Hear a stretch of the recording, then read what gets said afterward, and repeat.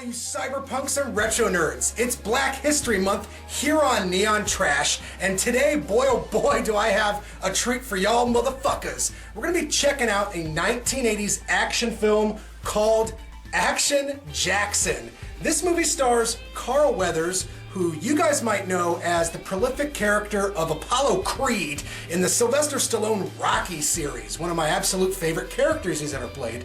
But to be perfectly honest, I loved him in the movie Predator with Arnold Schwarzenegger, and how could you not? That movie is fucking notorious. But tonight we're going to be checking out Action Jackson, a film that I've never actually seen before, but I've been dying to check out. So y'all motherfuckers know this routine. Check out the trailer, peep that shit, and when we get back, y'all motherfucks are gonna know my opinion on Action Jackson.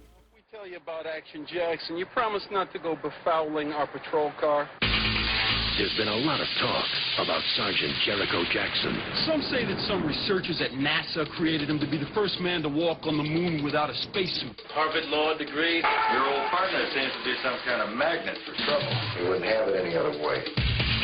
But forget everything you've heard. Jackson is so vicious, we don't even let him have a gun. Because action speaks louder than words. Chill out. Why do they call you Action? What? Copycat.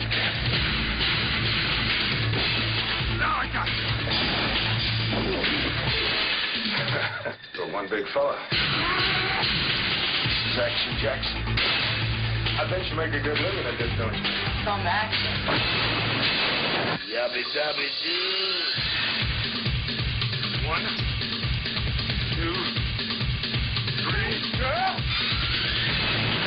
If I was to hit you with this, you'd probably slam my little body right through that wall. I was thinking about it. Carl Weathers is Action Jackson, and action is on the way. Mark it on your calendar. That day is coming. Well guys, I gotta say, I like the movie Action Jackson quite a bit.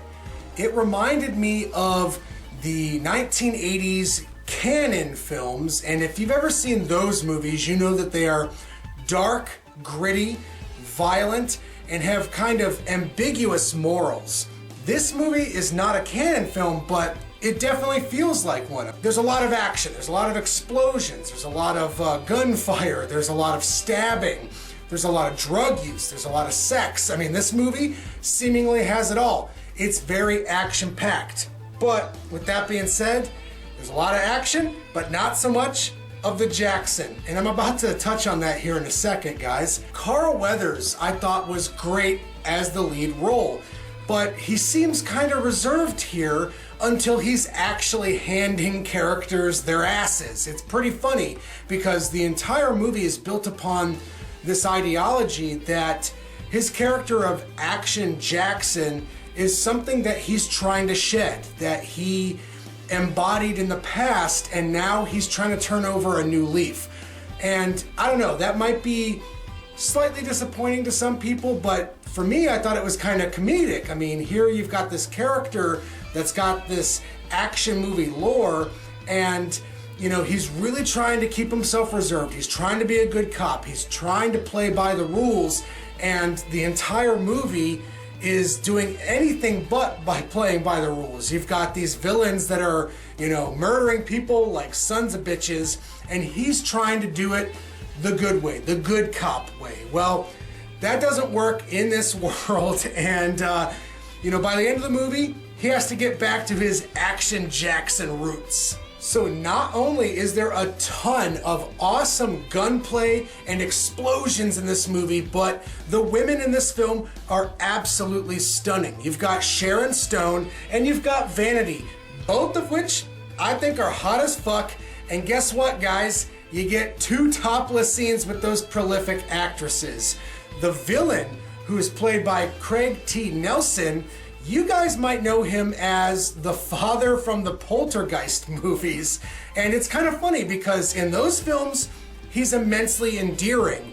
And this was also a movie that was made a year before his TV show Coach, which was an immensely popular comedy in the late 1980s. So it's funny because he's the villain in this movie, and boy oh boy is he ever a son of a bitch and a great villain. Who would have thought? So I don't know if this movie has anything, important to say in terms of social commentary. There's a couple of lines in the film where, there's moments where they address some racial issues, and it was filmed in 1988, so there's definitely some parts of the movie where you're like, holy fuck, that wouldn't float today. But outside of that, this is a pretty conventional action film. It's dark, it's gritty, and it's very, relevant to the time period. It's very 1980s. So if you're looking for a movie of that nature, if you want to check out something from the 80s that doesn't compromise the overall adult nature of the film and doesn't trivialize its audience. I mean, everything that's happening here is very adult, very grim, very brooding, then definitely check it out. I feel like Action Jackson is an unsung gem, and I had a hoot with this movie. So, with all that being said, guys, out of 10 stars, I could give the movie Action Jackson a solid 7 out of 10.